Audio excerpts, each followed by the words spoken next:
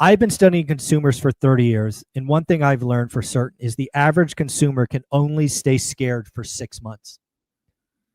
They just stay uncertain for 6 months, right? The average consumer could not go to the restaurants, not go on a trip, not buy a TV, not buy a new car, not buy a house for 6 months.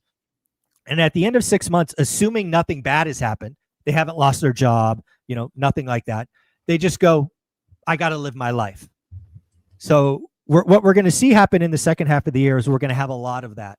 We're going to have a lot of people go, I just got to live my life. I'm tired of being at home on the weekends. Let's go do a 3-day vacation, or let's go out to dinner. We haven't been to that steakhouse in a while. People are just going to get out of their shell. The consumer cannot stay scared forever. They can stay scared for a minute, and we're right in that now, but they can't do it forever. 6 months is the average they stay concerned for. Second, we have seen almost just day after day negative headlines out of the economy, the administration, tariff, tax, inflation. I strongly suspect you are going to see people like Scott Bessent and Howard Lutnick and even President Trump starting July 20th be rainbows and unicorns.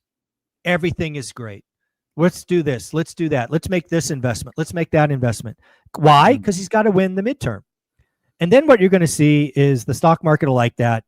And then you'll start to see the animal forces at work, right? They called Alan Greenspan called it animal spirits, I think.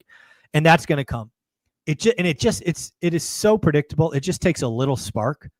But again, what is that going to do to real estate? I think that takes transactions from sub 4 million to like 4.3. So if you're in the business, a 10% move or 8% move in transactions, you're going to feel that. The other thing you're going to realize in the market, if you survive 25, I've told all my investors and real estate agents and mortgage brokers that 2026 is going to feel like a buffet.